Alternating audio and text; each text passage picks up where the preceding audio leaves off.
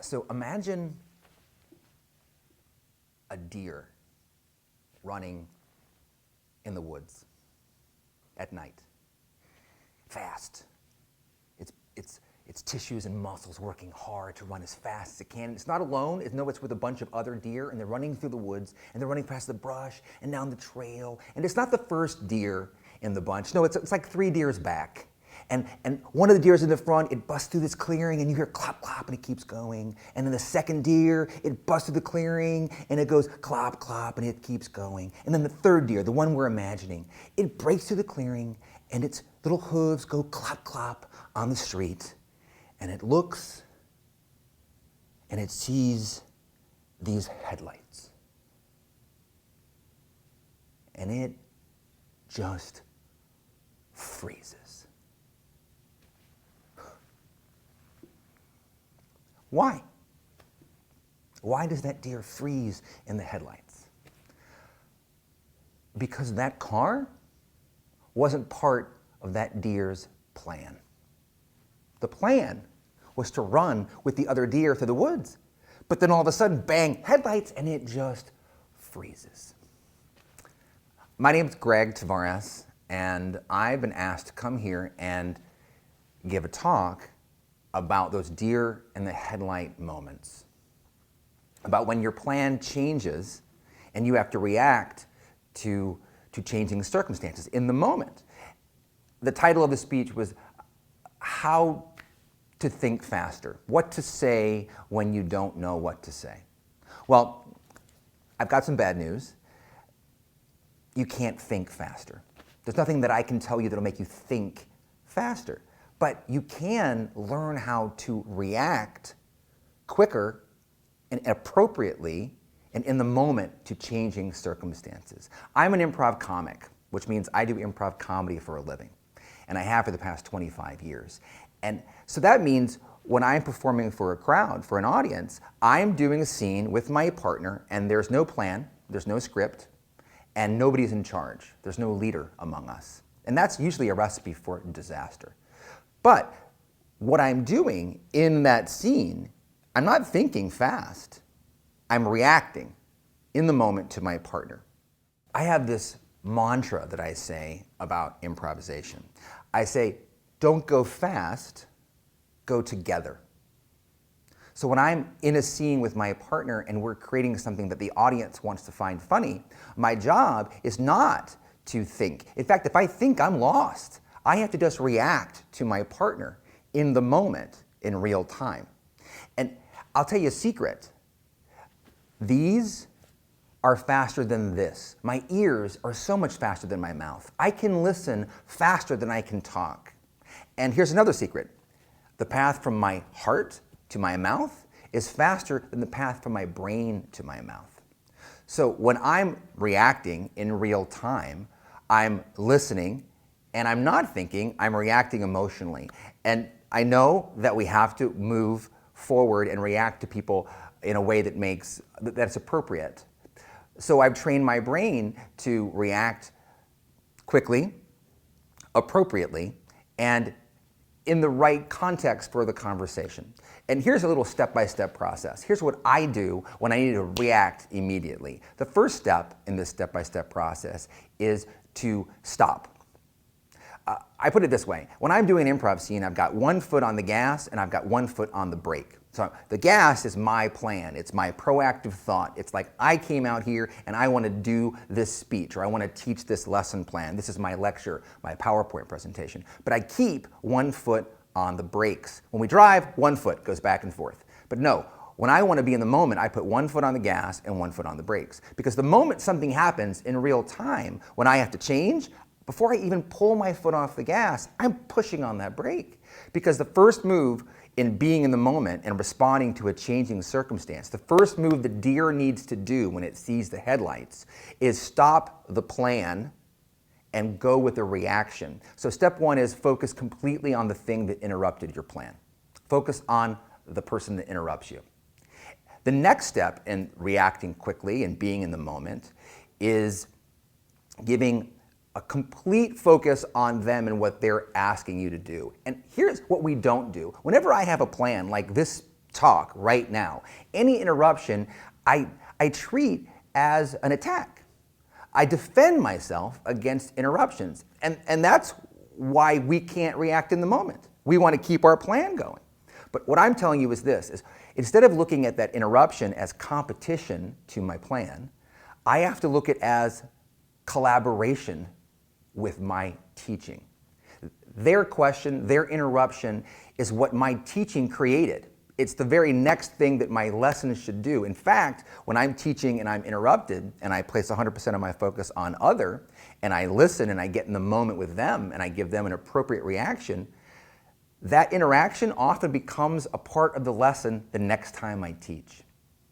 So how can you get better at pressing that foot on the gas in the middle of your plan? How can you get better at reactive thinking instead of proactive thinking? And I'm not giving any shade to proactive thinking. I think proactive thinking is so important when you're creating a plan and organizing people's time. But in order to not be the deer in the headlights, you have to be able to react in the moment. How do you get better at doing that? You have to plan for the unplanned. Here's what I'm saying, is if you never practice breaking your routine, you won't be very good at it. And every single time your routine gets broken, you'll go into this moment of shock. You'll get back on your heels and you won't know how to react. But if you, in your proactive plan, in your lesson plan, create windows of opportunity for you to stop going by plan and go into the moment and react to changing circumstances, then you'll get better at doing it. If you create a 10-minute sequence in your regular lesson where you are open to feedback and have to react to that thing you don't control, and that's the problem. We can't control the changing circumstances. But if you create a window of time in your instruction where you're going to open up to feedback or question and answer, or perhaps you even express a concept you've expressed a million times in a brand new way, then you'll be training yourself for the unplanned. That's why when people do improvisation, they can handle the unplanned, because that's all we ever do. All we ever do is habitualize going without a plan. So we're better with it. So you can organize your class so that you can create opportunities for you to learn how to deal with the unexpected. And I even have 3 little exercises for you to try all by yourself. The first exercise is called breaking a routine. I want you to the next time you're entering into anything that you've done a million times, maybe you're driving home or making your favorite meal. It could be even like you're on break and you always go to the same coffee shop. I want you to, in the middle of that routine, break it. Do it in a different way. Take a different path home than you usually do. And when you change your routine, when you break it, I want you to see how you feel about it. It might create some anxiety, and that's okay. You could be irritated by having to do it differently. It might take more time, for example.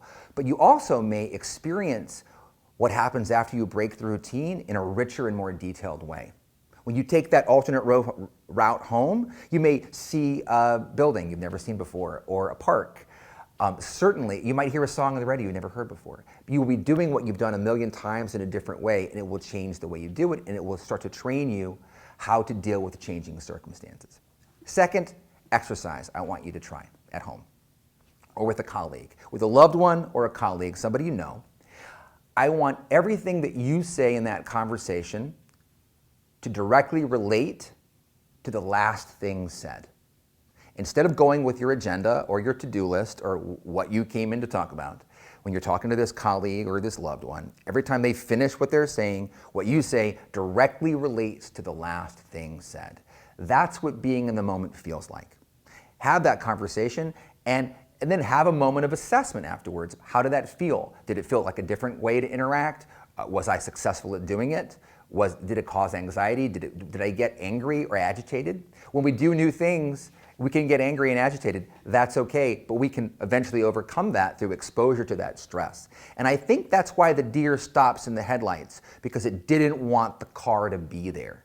So if it reacted to the car in real time, in the appropriate manner, any reaction to the car would save the deer's life. The only thing that kills the deer is its freezing. So I'm trying to give you something else you can do besides freeze in that moment. Third little exercise I want you to try is the next time you feel yourself going into autopilot, where you've done something a million times and you're no longer thinking about the step-by-step process to do it, I want you to be able to, 1, be aware, oh my gosh, I just entered into autopilot. I stopped being aware of what I was doing moment by moment, and I want you to turn the autopilot off and go back to manual flight.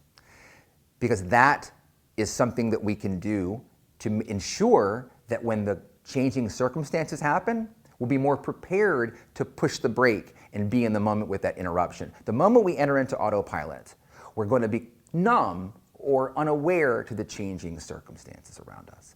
So that's the third exercise. I want you to be aware of the next time you enter into autopilot and wake yourself up and press manual flight. So you can be aware of what's happening moment by moment. One of the definitions of expert is to know when your regular routine is no longer appropriate. Imagine a brain surgeon. They're in the middle of a procedure they've done many times, but something happens in that procedure that hasn't happened before. Perhaps they cut a blood vessel and now the patient is bleeding. I obviously don't know what I'm talking about. But if they continue just to go by their routine or the procedure, the patient would die. They have to know when their routine is no longer appropriate for this situation. And that's what being a deer in the headlights is, not being able to read the room and know, oh my gosh, the situation changed. My plan is no longer appropriate. I have to react in the moment to a changing circumstance. And my life as an improviser has taught me to do that because all I ever do is react in the moment to changing circumstances. It's not about thinking fast. It's about listening, putting all my focus on other, and then reacting appropriately in the moment for that circumstance. So you're doing a lesson and somebody asks you a question, maybe they even interrupt the lecture, and they ask you a question that you don't know the answer to. Let me give you a little step-by-step process where you can be in the moment with that student. First step is you've got one foot on the gas and one foot on the brakes, and you pump the brakes first. Before you even take your foot off the gas, you've already stopped the car. And put 100% of your focus on the thing that interrupted you. Remember, you're going to probably be looking at that interruption as competition or as an attack on your lecture. So you want to make sure that you can overcome that and look at it as collaboration, something that came out of what you were saying. So the first thing is put 100% of your focus on other. Second, you get in the moment with that person and you listen with compassion, empathy, and understanding. And here's the big thing. Step 3 in my make sure you can respond to any interruption with power and with grace and with the ability to give them what they need. You have to be totally okay with the answer to their question being, I don't know, let's find out. You can't get your ego involved that you must answer all the questions with the information they're asking for, because that is control. And in this moment, what I'm doing is I'm surrendering my control, which is I have this plan, and I'm giving myself over to what's going to happen during the interaction with the student. So that's what I do when I don't know the answer. I say, I don't know, let's find out.